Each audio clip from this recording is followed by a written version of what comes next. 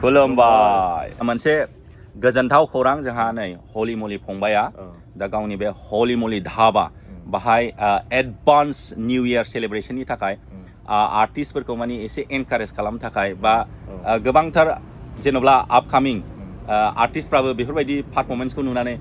आरो माने मटिभेशन जागोन आरो ना बेफोरबाय खननाय बा दामनाय देनायाव एनकारेज खालामनो थाखाय बे हलि मलि धाबायाव अन 28 of December बेनो जाहैबाय गाबोन सेटारडे नाइट बाहाय 6 PM onwards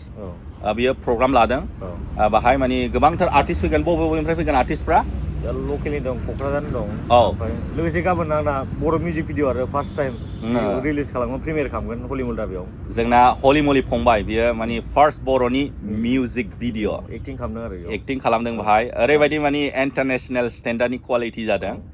आरो हाई क्वालिटि आरो नोंथांमोनहा बे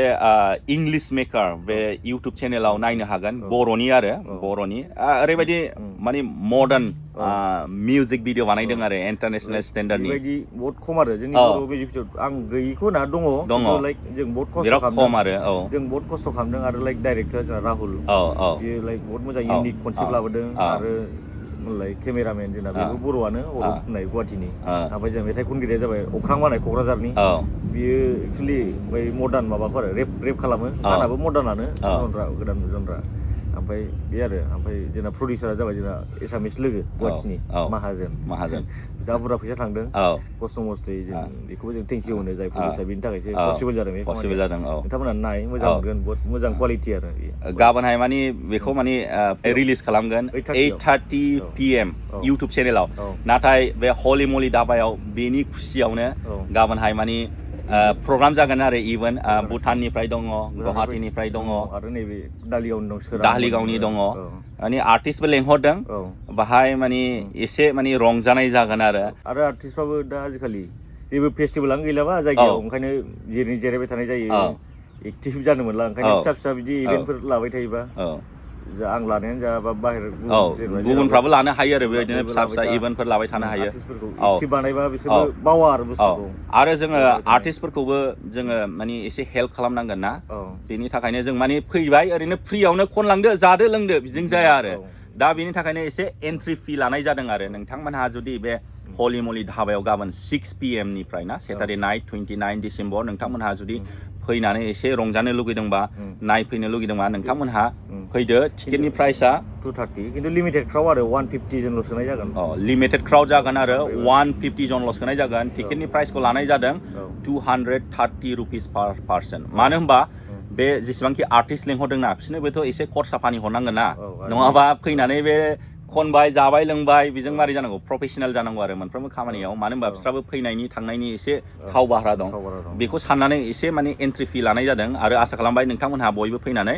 सापर्ट खालामगोन होननानै नाथाय लिमिटेड क्राउड अनलि 150 फार्स्ट काम फार्स्ट सार्भ आरो नोंथांमोनहा ओंखायनो 6 PM निफ्राय प्रग्रामा जागोन नालाय ओंखायनो 6 PM नि सिगां 6टानि सिगां फैदो हाबफैदो आरो अब्ला आसा खालामबाय नोंथांमोनहा बयबो सापर्ट खालामगोन होननानै बे हलि मलि फंबायखौ सापर्ट खालामनाय मानि आर्टिस्टफोरखौबो सापर्ट खालामनाय बर'नि लकेल आर्टिस्टफोरखौ बिसोर गासिबो माने आपकामिं सिंगारफोर आर्टिस्टफोर बिसोरबो मटिभेट जागोन आरो जोङो गुबुन गुबुन स्टेटआव बेरायनानै फैयो गुबुन गुबुन जायगायाव बेरायनानै फैयो बिदिनो माने फेस्टिभेलफोर बा मिउजिक फेस्टिभेलफोर नाथाय जोंनि बे बड'लेण्ड ओनसोलाव बेफोरबायदि प्रग्रामा एकदम जिर' जानानै दं आरो गोमालांबाय आरो गोबांथार जायगायाव बिदिनो सोङो नोंसिना बे गिदिरथार फेस्टिभेल दंमोन दा मा जाखो मानो माने जाला बियो जागोन ना जाला बेफोरबायदि हम लोग का जगह में वो देजिंग ना वो क्या था वो बहुत बड़ा था तो अभी क्यों नहीं हो रहा है बिदि नाम अरुणाचल नागालेण्डफोर बेनिफ्राय जोङो माने मा रिप्लाइ होनो जायो आरो दा गोबांथार मानसिफोरनाव जोंनाव माने बै मिसकनसेपसन आरो ना माने मेट्सफोर दं आरो माने माखासे फोथायनाय बेफोरबायदि फेस्टिभेल लाबोयोबा माने जाग्लुं लोंग्लुं जायो माने बै यांगस्टार्सफ्रा माने बिराद गाज्रि लामायाव थाङो बेफोरबायदि साननाय दं बे दुनियाव गासिबावबो माने मोजां आरो गाज्रि दंखायो एडभान्टेज एन्ड डिसएडभान्टेज दंजोबो नों जेरै मबाइल लादों दा मबाइलावबोथ' बिराद गाज्रि दङ डिसएडभान्टेज नाथाय बेसो माने जोङो मिन्थिनांगोन पजिटिभ साइडखौ लानांगोन आरो जेब्लायबो मोनफ्रोमबो जुदि नोङो गुफुर सि गानोबा जेब्लायबो माने लेथ्रा जानो बेयो नाजाखागोन आरो मैलाया नांखागोन आरो नोङो सान थायोबा मोनाया फैखायो बेफोरबायदि आरो ना गुफुर थायोबा गोसोम हो मोजां थायोबा गाज्रियाबो थाखायो दा जों बेखौनो ट्रेन खालामनांगोन बेयो गाज्रि बेबायदि खालामनाङा बिदि मोजां लामाजों थां बेफोरबायदि आरो दा जोङो फेस्टिभेलफोरखौ जोङो खुंफिननो नाजानांगौ कालचारेल फेस्टिभेल बा मिउजिक फेस्टिभेल बेफोरबायदि फेस्टिभेल खुङोबा मा खालामो माने बिराद माने जायगाफ्राबो डेभेलप जायो प्लास जोंनि लाइक लकेल आर्टिस्टफ्राबो प्रमोट जायो औ माने हाई लेभेल जेनेबा नेशनेल लेभेल बा इन्टारनेशनेल लेभेलाव थांनो हानायनि मोनसे प्लेटफर्म मोनो मानो होनबा जोङो इन्सपायार जायो ग्रास रुट लेभेल होननाय ना बेफोरबायदिया बबेनिफ्राय फैयो बे फेस्टिभेल खुंनाय मानाय बेफ्राव जेनेबा आर्टिस्टफ्रा जेरै बुंबाय जोंना नै फंबाया बिसोरो चान्स मोनो ना गावनि टेलेन्टखौ देखायनो ना मोसानायानो जा बा नोङो दामनाय देनायानो जा बा रोजाबनायानो जा बा नोंनि माबा मोनसे क्रिएटिभिटी ना बेफोरबायदि नोङो माने प्लेटफर्म मोनो आरो ओमफ्राय बेजों लोगोसे जोंना आइडेन्टिटि जायो कालचारेल आइडेन्टिटि बा हारिया सिनायनाय जायो गोबांथार जायगानिफ्राय फैयो आरो आजिखालिथ' ससियेल मिडियानि जुग जाबाय गोबांथार मानसिफ्रा भिडिअ खालामनानै आपल'ड खालामो दा बेफोरबायदिखौ नुनानै गुबुन गुबुन जायगानिफ्रायबो एक्सप्लर खालामनो गोसो जायो जेब्लानाखि नोङो गुबुन जायगानिफ्राय मानसिफोर फैया माने जोंनाव बै रां खामायनो हानायनि गोहोआ गैया जायो मानो होनबा जोंनाव जेसेबां इनकाम दं जेसेबां थाखा दं बेनो गावजों गाव रटेसन जाबाय थाबाय आरो जोंनाव मा जों गावजों गाव रटेसन गैबावा मानो होनबा बिजनेसखौ सोर मावो गुबुन हारियासो मावो जों खामायबाय ओमफ्राय जोङो फैसाखौ गुबुन हारिनो हरबाय मालाय आरो बे गुबुन हारियाथ' मा गुबुन जायगानिसो गुबुन स्टेटआव स्लट लानानै थांलायबाय नाथाय जोङो टुरिजमफोरखौ बुस्ट खालामोबा बेफोरबायदि फेस्टिभेल खुङोबा गुबुन जायगानिफ्राय मानसिफ्रा फैगोन खरसा खालामफैगोन बाहाय ओमफ्राय लकेल मानसिफ्रा दखान होनानै मोनजागोन बा हम स्टे होनानै बा मैगं थाइगं फाननानै बा गारि सालायनानै बा गाइड खालामनानै ना बेदर फाननानै दा आजिखालि जों बर' हारिया बिराद एडभान्स जाबोगासिनो दं ना बेदर फाननायाव मैगं थाइगं फाननायाव दा थिग बेबायदिनो गुबुन हारिनिफ्राय फैबा आरो डिमान्डआ बारा जाबावगोन डिमान्ड बारा जानाय मानि जोंनो साप्लाय नांगौ जेसेबां साप्लाय बारा होगोन जोंनाव इनकामा थागोन बेफोरबायदि जायो बेनि थाखायनो जोङो माने बै फेस्टिभेलानो जा बा मिउजिक फेस्टिभेल बेफोरबायदिखौ जोङो माने स्टार्ट खालामफिननांसिगोन आरो बेफोरबायदिखौ बे नङाखि माने जाला लोंला जायो बे नङा बहुत स्टेन्डार्ड वेआव खालामनाय गोबां नागालेण्डफ्रावथ' नाय नों एभ्रि बिसिना फेस्टिभ सिजन नङाबाबो लाइक एभ्रि मान्थ बा एभ्रि सेटारडे सानडे बिसिना जायो क्लाबावनो होन बाहेरावनो होन ओमफ्राय बिसिनि माबाखौ नाय लिटारेचार माबाखौ नाय जा वान अफ दा मालाय भेरि इडुकेटेड स्टेट जोंनिफ्राय लिटारेसि रेटआ जोंनिफ्राय बारा दा मिज'रामावथ' दा इण्डियानि टप गोलैयो सेकेन्डआव गोलैयो बेफोरबायदि नागालेण्डनि लिटारेसि रेटआबो बारा जोंनि आसामनिफ्राय जांखि फेस्टिभेल जाया माने बिसोरनाव जेबो फरायनायनि सायाव बा माबानि सायाव जेबो इफेक्टआनो होआ बिसोरना मालाय अल राउन्डार जानांगौ माने जोङो बे फिसा फिसौ माबा माबि नुनायजों बे नाख्रेबजानाय जानो नाङा ओंखायनो आङो सिगाङावबो होनदों माने जोङो सोलोंथाइखौ ओरैबायदिखौ लानांगौ जाहाथे जों गुबुन हारिनिफ्राय आरो एडभान्ससिन जानाय मानो होनबा जोंनि बे इण्डियाथ' डेम'क्रेटिक कान्ट्रि नालाय बेहाय गोबांथार हारि दं बबे हारिया पपुलेसन खम बबे हारिया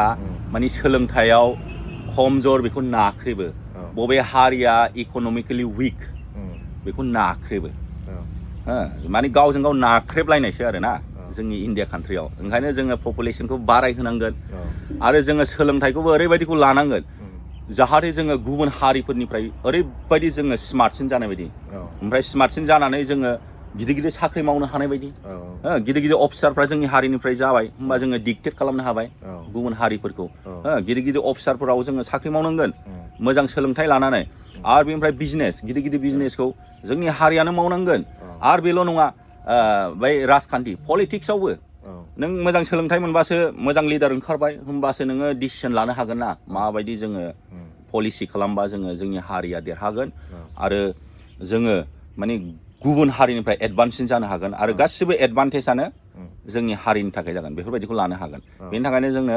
मोजां सोलोंथाइ नांगौ आरो ओरैबायदि सोलोंथाइखौ ला जोङो गुबुन हारिनिफ्रायबो स्मार्टसिन जानाय मानो होनबा दा ग्लबेलाइजेसन जाबाय गोदोनि जुगाव मामोन जोङो गामिनिफ्राय ओंखारो बे जोंनि बै लिमिटेड एरिया थांलाय फैलायानो गैयामोन बे समाव जेबो प्रब्लेम गैयामोन नाथाय गुबुन जायगानिफ्राय मा बिसोर गोरों गोरों मानसिफ्रा फैना नायफैयो बिसोर सार्भे खालामो बे जायगायाव बिसोरो बबे साइडआव खमजर मा जिनिसा गैया बेखौ सार्भे खालामो बिसोर गिदिंनानै फैनानै ओमफ्राय बुजिबाय बे एरियायावथ' बिदि बिदि जिनिसानो गैया बेदि जिनिस होफैयोबा बेफोरबायदि बिजनेस बा बेफोरबायदि दखान बा बेफोरबायदि माबा मोनसे बानायफैयोबा बाहाय गोबां सोलिगोन बेफोरबायदि सार्भे खालामफैयो दै ओरै साउथ इण्डिया ओरै नर्थ इण्डिया बिहार बेफोरबायदि आरो ना बिसोरो सार्भे खालामो मा होनबा बिसोर स्मार्ट नुखाजोब्बाय नालाय बे जायगानि ओनसोला जाम्बाथार जेबोखौनो खालामनानै ला रोङा बेफोरबायदि ओंखायनो जोङो स्मार्ट जानांगोन आरो ओरैबायदि सोलोंथाइखौ लानांगोन जोङो जाहाथे जोङो स्मार्ट जानाय बायदि आरो गुबुन हारिनिफ्राय एडभान्स आरो जोंखौ जाम्बा खालामनो हायो बायदि दा जोङो जाम्बा खालामजागासिनो दङ दा ओंखायनो जोङो माने साननो नाङा कि माबा मोनसे खालामोबा बेयो बिराद नेगेटिभ जोङो बांसिन नेगेटिभखौ सानो पजिटिभखौ साना दा गोबांथार मानसिफ्रा सानो साला फेस्टिभेल खालामलायबाय नै जाला लोंला जालायबाय जोंना इयुथ्सफ्रा बरबाद जालायबाय बिदि नङा मेना पेरेन्टसो ना पेरेन्टसा जाहैबाय माने फार्स्ट टिचार्स जायो फोरोंगिरि पेरेन्टसा फार्स्ट टिचार जायो ओमफ्राय हम होनदोंना हम न'आ फार्स्ट स्कुल जायो फार्स्ट इन्स्टिटिउसन न'आ जाहैबाय फार्स्ट स्कुल बेनिफ्राय पेरेन्टसा जाबाय फार्स्ट टिचार दा गासिबो माने जोङो बै बायह्रानि आबहावा बा बायह्रानि माबा माबिखौ जोङो ब्लेम खालामनानै जाया बिमा बिफाफ्रा थिग जाग्रोनांगोन बेनिफ्रायसो स्कुल फैयो स्कुला जाहैबाय सेकेन्ड इन्स्टिटिउसन जाहैबाय आरो सेकेन्ड हम मास्टारफ्रा जाहैबाय सेकेन्ड पेरेन्टस जाहैबाय आरो थार्ड मोनसे दंबावो इन्स्टिटिउसन बेनो जाहैबाय रिलिजियास प्लेसेस ना जेरै नोंनि मन्दिर बा चार्च बा गुरुद्वारा बा मस्जिद बेयो थार्ड स्कुल बाहायबो जोङो गोबांथार सोलोंनायखौ मोनो आरो सोलोंनो हायो दा जोङो इम्परटेन्ट होनांगोन दा बेनो आरो माने माबा मोनसे फेस्टिभेल खुङोबा दि बेयो जोंनि फरायनायफ्राव हेम्पार जायो बे नङा दुनियायाव बिदिया जाबोगासिनो दं मालाय जेबो प्रब्लेमानो गैया बेफोरनिफ्राय सोरखिनो हानायासो खस्थ'खौ सोरखिनो हानायासो बेसो मानसि नोङो एकदम मा होनो स्पुन फिडिं होनो ना बियो ना गल्डेन स्पुन फिडिं होनो ना नोङो गथ'फोरखौ जेबो फोरोङासै उन्दैनिफ्राय आराम रेडिमेड होबाय जाहोबाय लोंहोबाय बिसोर जेबोखौनो खालामनो हाला आरो गोबांथार मानसिया बुङो गेलेनो नाङा फरायनांगौ गेलेनो नाङा फरायनांगौ गेलेयोबा नोंहा फरायनायाव डिस्ट्राक्टेड जायो रं आन्डारस्टेन्डिं आरो बेबो दा बेनो दासो एसे बुजिबाय सोरबा पेरेन्टसफ्रा गथ'फोरखौ गेलेहोयो जों मानि थाखाय गेलेनांगौ जों गेलेयोबा जों गेलेनायाव मोनसे टिम वार्क इउनिटि फैयो ओमफ्राय नों गेलेयोबा जेननाय देरहानाया थायो